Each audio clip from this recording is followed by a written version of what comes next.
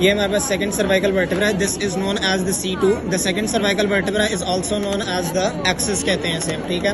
अब अगर हम बात करें इसके, ये हमारे पास आ रहा है एंटीरियर एस्पेक्ट और ये हमारे पास पोस्टीरियरली इसे हम कह रहे होते हैं द पोस्टीरियर एस्पेक्ट भी और ये सुपीरियर भी है, तो पोस्ट्रो सुपीरियर एस्पेक्ट है और ये हमारे पास एंटीरियर एस्पेक्ट है। दिस प्रोसेस जो इतना बड़ा सा नजर आ रहा है, this is known as the odontoid process कहते हैं या डेंस कहते हैं, ठीक है। और इसके अंदर हमारे पास दो टुबरकल्स हैं, एक आगे की तरफ है जिसे हम कह रहे होते हैं द एंटीरियर आर्टिकुलर टुबरकल कह दो या एंटीरियर आर्टिकुलर, ये फैसेट होता है basically for the anterior arch of Atlas. ये जो होता है ना इस तरीके से, ये होता है हमारे पास द एंटीरियर आर्टिकुलर फैसेट और इसके पीछे होता है हमारे पास द पोस्टीरियर आर्टिकुलर फैसेट, ठीक है। अब ये थी हमारे पास C1 वर्टिब्रा, ठीक है।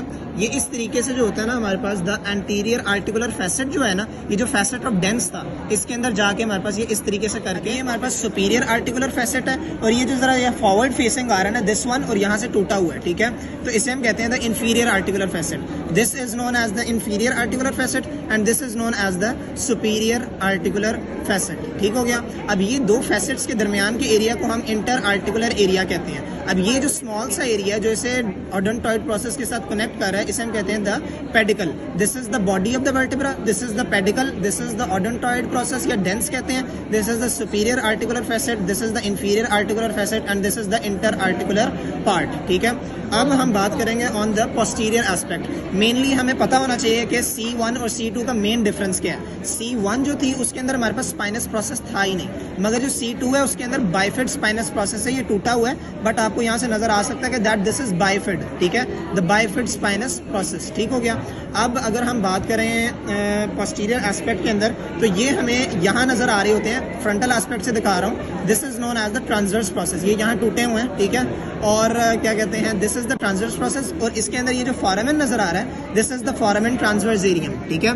ये नॉर्मली ये C1 की तरह ही होता है, जिस तरह ये ट्रांसवर्स प्रोसेस है ना, this is the transverse process, this is the foramen transversarium, this is the foramen transversarium और ये ट्रांसवर्स प्रोसेस आपका टूटा हुआ है, ठीक है। अब मेन बात आती है इसके अंदर ऑफ द जॉइंट्स, ठीक है। ये हमारे पास आ गई द C1 वर्टिब्रा, ये आ गई हमारे पास C2 वर्टिब्रा।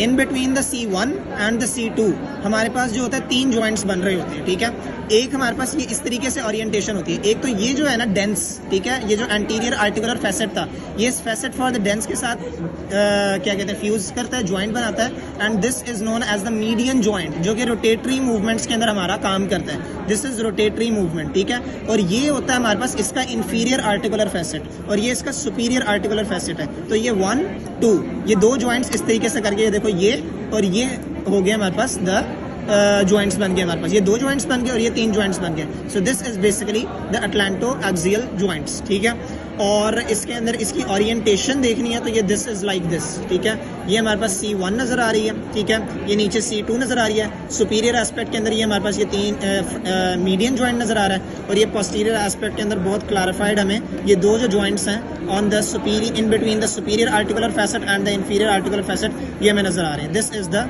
ओरिएंटेशन। ये हमने कहा था कि ये हमारे पास एंटीरियर आर्टिकुलर फैसेट आ रहा था जिसने ज्वाइंट बनाना है और ये जो पोस्टीरियर आर्टिकुलर फैसेट होता है यहाँ हमारे पास लग रहा होता है द ट्रांसवर्स लिगामेंट, ठीक है।